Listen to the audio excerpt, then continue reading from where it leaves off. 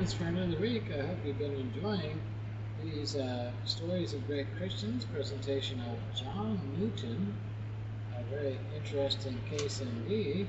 But still has a lot of work to do in him. We're at chapter 9, so we're not quite halfway there yet of 24. But we're getting there. Right by the close to the end of the month, we'll be about halfway. I'll see what the Lord's going to do with him today in chapter 9.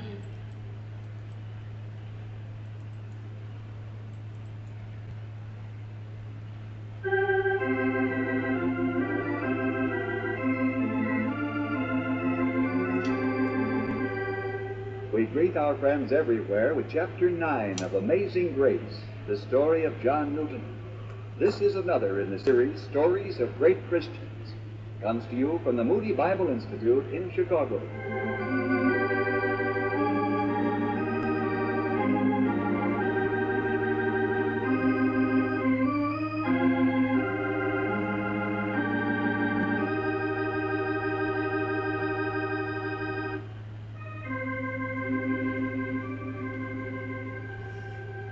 Once again, John's maneuvering was not all he had hoped it would be. To avoid service on a man of war, John offered his services to Mr. Sladesby, a slave trader on the coasts of Africa. John suddenly contracted some tropical disease, was unable to sail with Sladesby. He was left behind in the not-too-watchful care of Sladesby's mistress, Moody, who inflicted her own brand of torture on John. John was more than relieved to see Sladesby return for another sail. Anything else, sir? I'll be going ashore for a few days, Newton. I want you to keep watch here on the ship. There's a lot of supplies here that might tempt some would-be thieves. You'll all be safe here with me, sir. Yes, I'm sure it will be.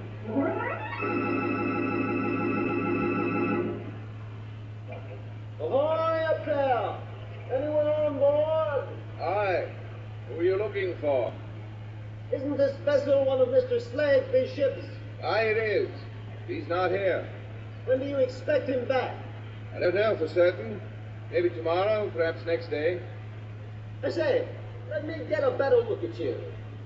Don't I know you from somewhere? I don't remember you. You can't place.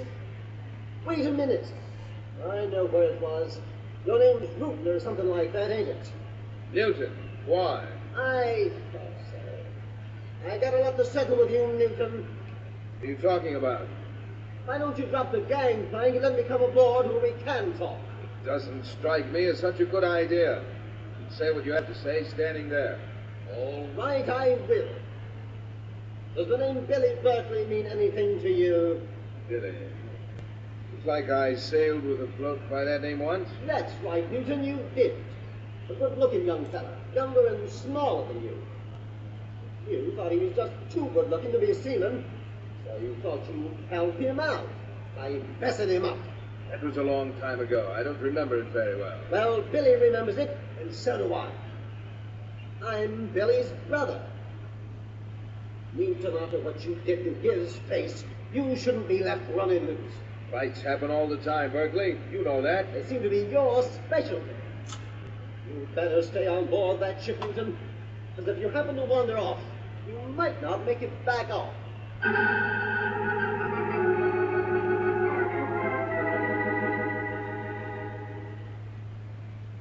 Yes, all went very well, Newton. No trouble here on the ship? None at all, sir. I kept the gangplank up the whole time. Fine, fine.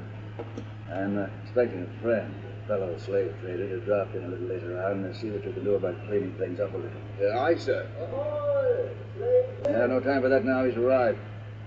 I want you to meet him, Newton. We've been having some enlightening conversations. I'm sure you might be interested in what he has to say. Come aboard, Berkeley. I don't think you two have met. Berkeley, this is John Newton, my new helper. Berkeley here is an old friend, Newton. He's the lover, all right, Slade. Saw him the other night taking things right off the boat here and selling them to anybody who bid. What? I thought you'd be interested in what Berkeley had to say, Newton. That isn't true. I haven't left the ship. You calling me a liar, Newton? We can save the unpleasantness of a fight, gentlemen. Newton, you've been quite in trouble to me since I first procured your services. Your antagonism between you and my princess, the outright lies you told about her. They were not lies. And now you're taking things from my ship and making a profit for yourself on them. Why did you do it? Newton, why don't we drop it? Two people whom I have respected for a length of time tell me these things about you. Possible reason could these two independent sources have for supplying me with a similar account of your character? They both have different reasons. Ah, really, Newton, you'll try my patience. Reminds me of the way a fish struggles once he's in the net. There is a resemblance, but you are netted, Newton. There's no escaping that. And I have ways of dealing with those who are unfaithful to me. I must thank you, Berkeley, for your confirming my suspicions. Pleasure. I always like to see a bloke get what's coming to him.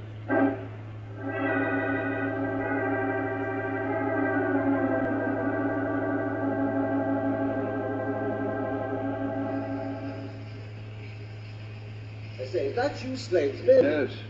Come in and sit down. Bring your ale. Nasty weapon, huh? Oh, dreadful.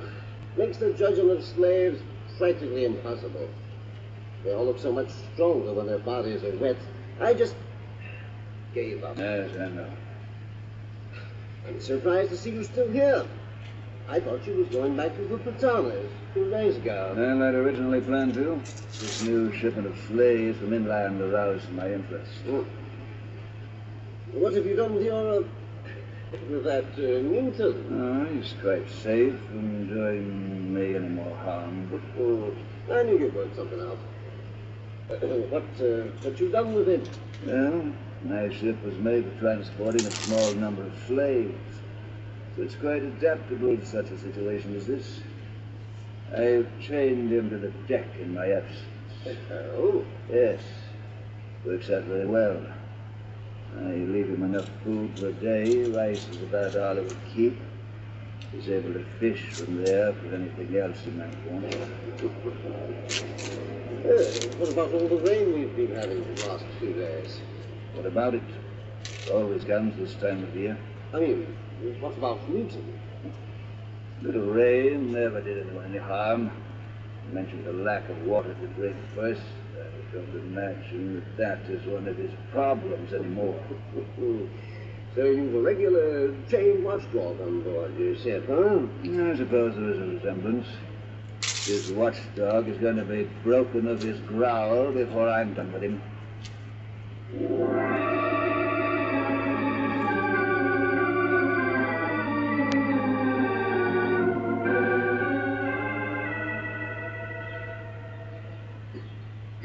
I've been looking for you, Newton. Where were you hiding?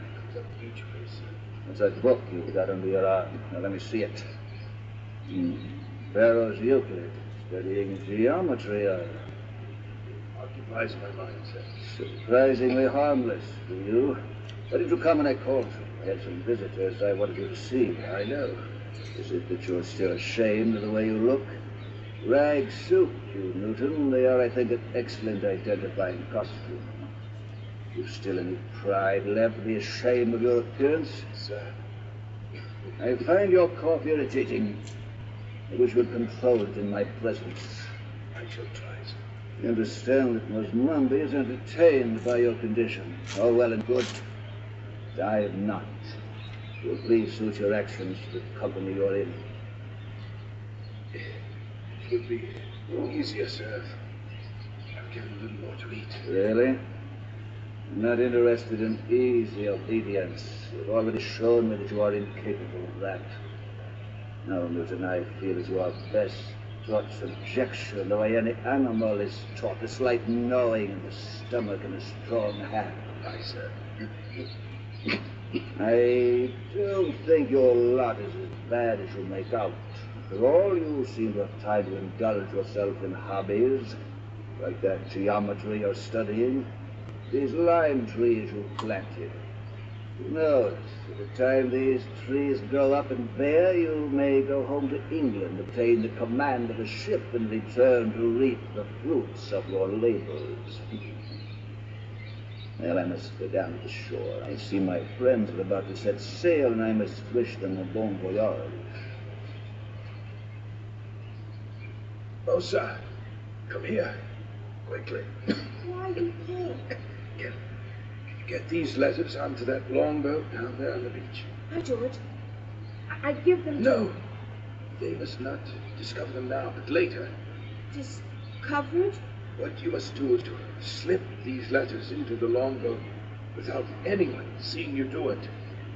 Go now, quickly. Yes, I do. If they discover them after they are away from the shore, they think that he sent them. They've got to get through. I don't know how much longer I can live here.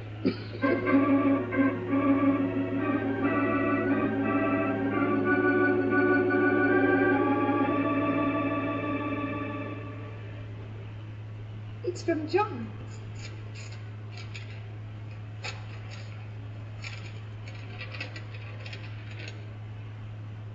Well, what does he say? Or is it something you can't tell us? No, it isn't that. He says very little, actually. Only that he's in the employ of a merchant somewhere in Africa. He doesn't say what he does or even what the merchant specializes in. He says he's teaching himself geometry and that he hopes to see me again. Is that all? Yes. It's a strange letter for John. His are usually so much more expressive. I do hope he's all right.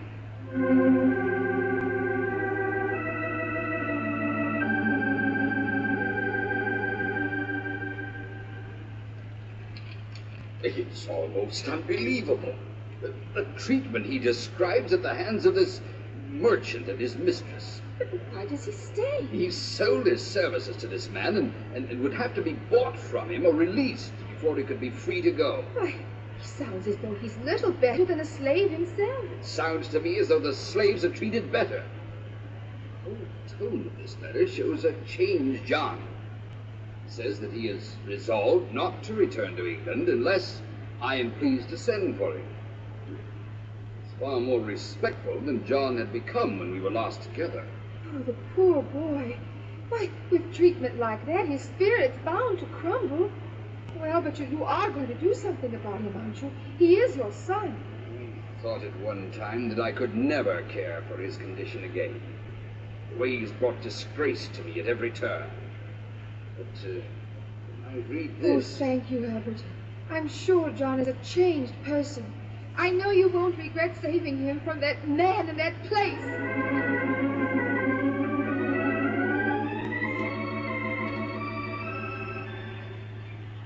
Newton, you aren't happy here, are you? What do you mean, sir? I think the question was clear enough. I'll come to the point, however. McNally across the island has come to me and asked that I release you to him. He has? Yes, he has. Although for the life of me, I can't see why. There's nothing but a headache and expense to my princess and me ever since I took you on. What did you say to Mr. McNally? I said, take him and do with him what you want. We're through trying to make anything out of him. So I suggest you get your things together. Or do you even have any things anymore? Only my books. What I'm wearing. That wretched cough. Now get along. Good riddance. I hope McNally has more success with you than I have had.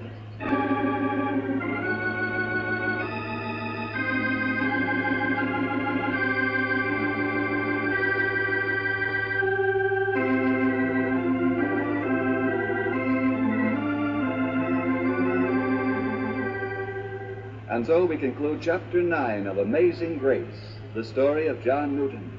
This is another in the series, Stories of Great Christians, and comes to you from the radio studios of the Moody Bible Institute in Chicago.